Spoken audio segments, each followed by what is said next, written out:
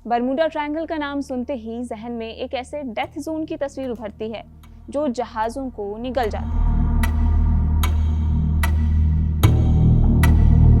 लेकिन क्या आपने कभी रिवर्स बरमूडा ट्रायंगल के बारे में सुना है?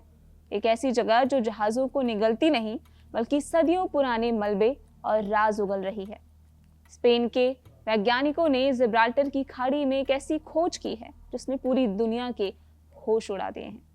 अटलांटिक महासागर और भूमध्य सागर को जोड़ने वाले इस महज 29 मील के संकरे रास्ते में पानी की गहराइयों में एक दो नहीं बल्कि 124 जहाजों के कंकाल एक साथ मिले हैं।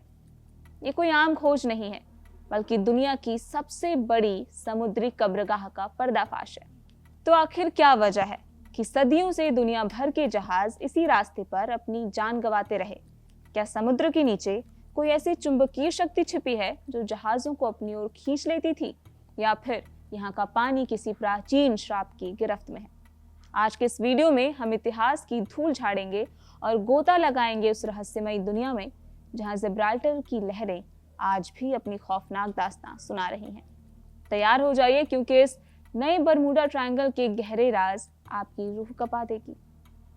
ये सब शुरू हुआ मई 2020 में। स्पेन की यूनिवर्सिटी ऑफ कैडिज के प्रोफेसर फेलिप सेरेजो आंद्रेओ और उनकी टीम ने एक सर्वे शुरू किया। उन्हें लगा था कि यहाँ शायद कुछ पुराने सिक्के या टूटी फूटी नावें मिलेंगी, लेकिन 2023 आते आते उनके होश उड़ गए। अल्जेसिरस की खाड़ी यानी बे ऑफ जिब्राल्टर के मात्र 29 वर्ग मील, जिसे किलोमीटर में कैलकुलेट करें तो लगभग 75 वर्ग किलोमीटर के एक छोटे से दायरे में 151 हिस्टोरिकल साइट्स मिले हैं। ये एरिया कितना छोटा है इसका अंदाजा आप इस बात से लगाइए कि ये दिल्ली से भी 20 गुना छोटा इलाका है और यहाँ 124 जहाजों के मलबे मिले हैं।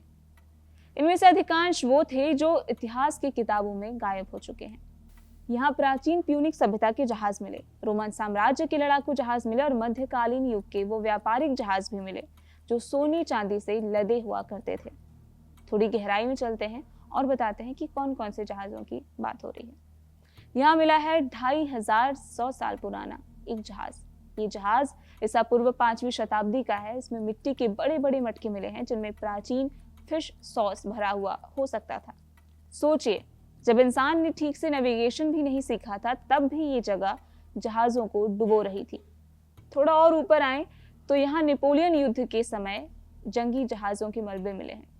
19वीं सदी की शुरुआत में जब फ्रांस और इंग्लैंड की नौसेनाएं दुनिया में कब्जे के लिए लड़ रही थी, तब जिब्राल्टर की लहरें उनकी सबसे बड़ी दुश्मन बनके तंग कर रही थी।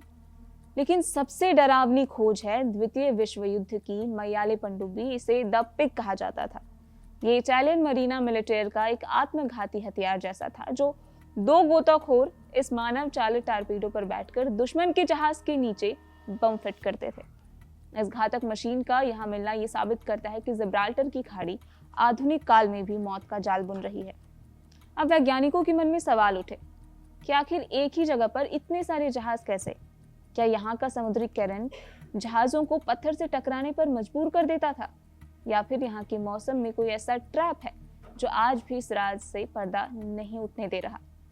पर फिलहाल इसके पीछे की वजह वैज्ञानिकों की समझ के भी बाहर है।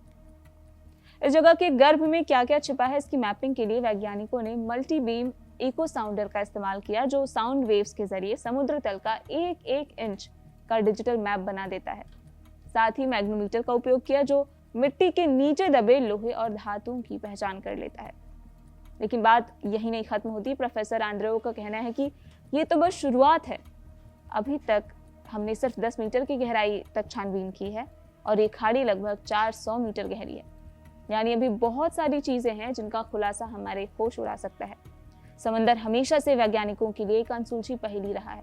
कहा जाता है कि समुद्र का सिर्फ 20% हिस्सा ही अब तक खोजा या मैप किया जा सका है, जबकि 80% या इससे भी ज्यादा हिस्सा अभी भी पूरी तरीके से अज्ञात है। और जिब्राल्टर की ये खाड़ी हमें फिर से याद दिलाती है कि इंसान चाहे कितना भी तरक्की कर ले, समंदर के पास आज भी ऐसे राज हैं जो हमें घुटनों पर ला सकते हैं।